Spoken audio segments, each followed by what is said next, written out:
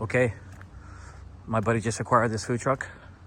It's another food truck project. I love this logo.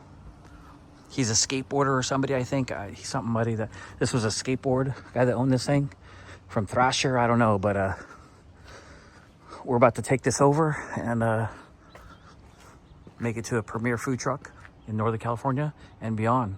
So here we go. Okay, we're in the truck, we're backing up. We're gonna definitely clean this sucker out. Has a little dust on it.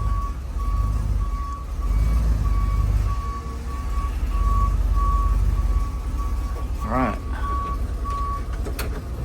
Now, when you're doing a food truck, you gotta make sure it has a good chassis, a good engine, good transmission.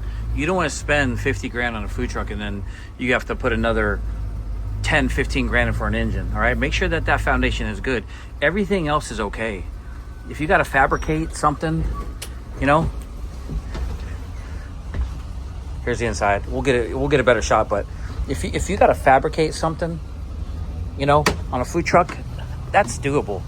But as long as you got a good shell, this truck is nice. The dirt comes off. So we already changed the tires. We already did the brakes. We did the exhaust. And now we're gonna go ahead and I'm gonna scrub it out and clean it. I'm gonna burn off the grill. We gotta place the grates, are all rusted. But you get a truck like this, you're gonna spend about 100 grand, okay?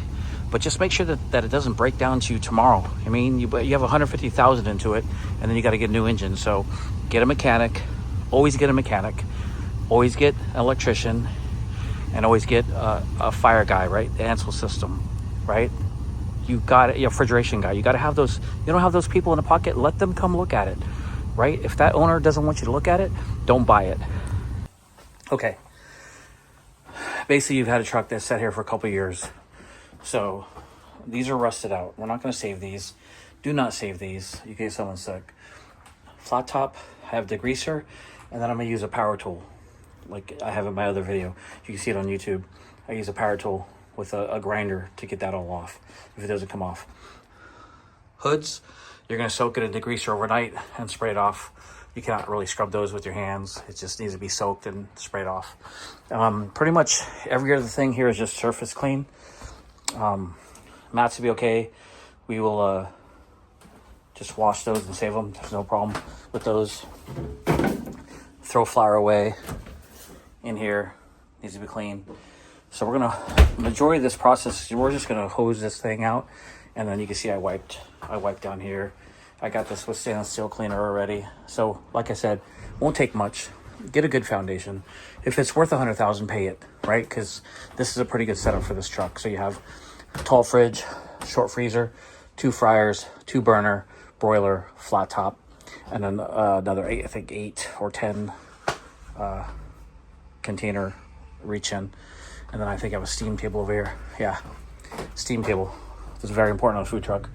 Okay, so we're just gonna keep going at it, and you saw the before, and you'll see the after. Okay, let's get the first layer of dirt off, and then we can see exactly what we need and where we're going.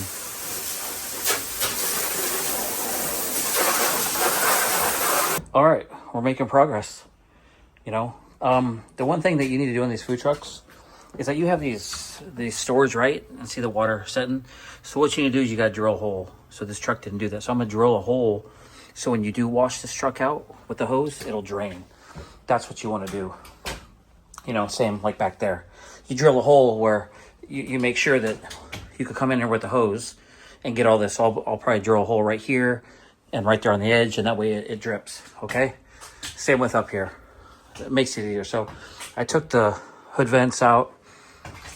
So just to grease them. This is the best way to do it without water, right? You're not gonna want to use all your water in your truck, right? You're still going. So I gotta fill the propane. I gotta check the gray water, their fresh water. I'm at a place where I can wash the truck, but I can't put grease down the drain. So you gotta be careful. Check your local laws of where you could go and dump gray water and grease. I mean, make sure that they have a drain that can handle the grease and separate it from the drinking water eventually. But so I'm gonna let this soak overnight. No rush on these vents, man. Let them set. There's nothing you can do about it. You're not gonna really be able to scrub them out. So this is pretty much to grease the crap out of it and just let it set and then spray it off with hot water. But we're getting there. I got rid of a lot of stuff that I'm not going to use. It's just old.